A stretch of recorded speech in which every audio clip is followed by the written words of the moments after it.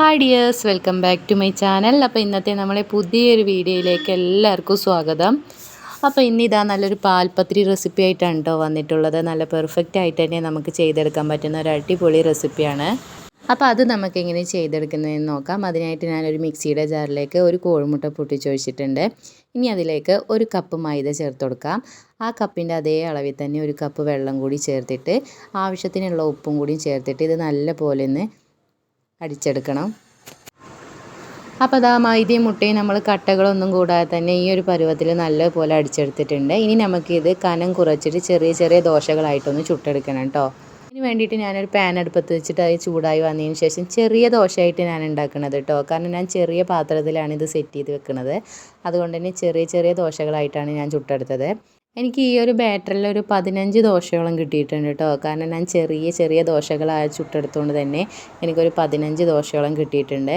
അപ്പോൾ അതേ ഞാനിവിടെ ദോശകളെല്ലാം കനം കുറച്ച് എല്ലാം ചുട്ടെടുത്തിട്ടുണ്ട്. ഇനി നമുക്ക് ഈ ദോശ സോക്ക് ചെയ്തെടുക്കാൻ വേണ്ടിയിട്ട് ഒരു മിൽക്ക് തയ്യാറാക്കി എടുക്കണം. അതിന് വേണ്ടിയിട്ട് ഞാനിവിടെ ഒരു മിക്സിയുടെ ജാറിലേക്ക് 2 കോഴിമുട്ട പൊട്ടിച്ചൊഴിച്ച് കൊടുക്കുന്നുണ്ട്. അതിലേക്ക് ഒരു 1/2 കപ്പ് പാല് ചേർത്ത് കൊടുക്കാം. നമുക്ക് മധുരത്തിന് ആവശ്യമായിട്ട് ഒരു 4 ടേബിൾ സ്പൂൺ പഞ്ചസാര കൂടി ചേർത്ത് കൊടുക്കാം. ഇനി ഒരു ഫ്ലേവറൊക്കെ കിട്ടാൻ വേണ്ടിയിട്ട് ഒരു 3 ഏലക്കായും കൂടിയും ചേർത്ത് കൊടുക്കാം. ഇനി ഏലക്കായ ഇല്ല എന്നുണ്ടെങ്കിൽ നിങ്ങൾക്ക് വാനില എസൻസ് ചേർത്താലും മതിയാവും. ഇനി ഞാനിതാ ഇവിടെ ഇതുപോലൊരു പാത്രം എടുത്തിട്ടുണ്ട് കേട്ടോ.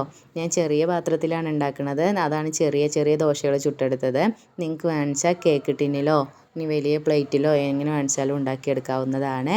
എന്നിട്ട് ഞാനിത് അതിലേക്ക് ആദ്യം ഒരു ദോശ വെച്ച് കൊടുത്തിട്ടുണ്ട്. അതിൻ്റെ മുകളിലേക്ക് ഒരു തവി മിൽക്ക് മിക്സ് ഒഴിച്ച് കൊടുത്തിട്ടുണ്ട്. വീണ്ടും ഒരു ദോശ വെച്ചിട്ട് വീണ്ടും ഒരു മിൽക്ക് മിക്സ് ഒഴിച്ച് കൊടുത്തിട്ടുണ്ട്.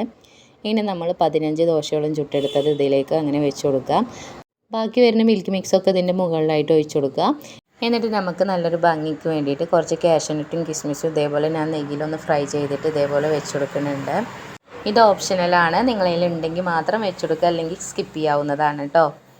ഇനിയിപ്പോൾ നമ്മളിത് ഏത് പാത്രത്തിലാണോ ബേക്ക് ചെയ്തെടുക്കുന്നത് ആ ഒരു പാത്രം ഒരു 5 മിനിറ്റ് മുമ്പ് തന്നെ പ്രീ ഹീറ്റ് ചെയ്യാനായിട്ട് വെക്കുക.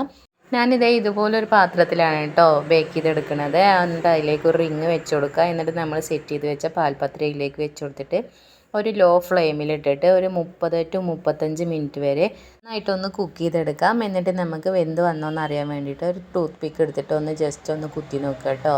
അപ്പോൾ അടിപൊളിയായിട്ട് ഇതേ പാൽപത്രി റെഡിയായി വന്നിട്ടുണ്ട്. ഒരു ഇളം ചൂടായതിന് ശേഷം നമുക്ക് അതൊരു പാത്രത്തിലേക്ക് കമഴ്ത്തി കൊടുക്കാം.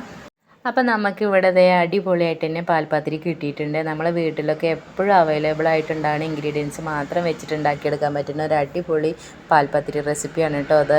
നിങ്ങളെല്ലാവരും ഇതൊന്ന് ട്രൈ ചെയ്ത് നോക്കുക. ഒപ്പം തന്നെ നിങ്ങൾക്ക് ഈ വീഡിയോസൊക്കെ ഇഷ്ടപ്പെടുന്നുണ്ടെന്നുണ്ടെങ്കിൽ എൻ്റെ കുഞ്ഞു ചാനലൊന്ന് സബ്സ്ക്രൈബ് ചെയ്യാനും ലൈക്ക് ചെയ്യാനും ഷെയർ ചെയ്യാനും മറക്കല്ലേ. അപ്പോൾ അടിപൊളി വീഡിയോ ആയിട്ട് ഇനി വരുന്നത് വരേക്കും ബായ്.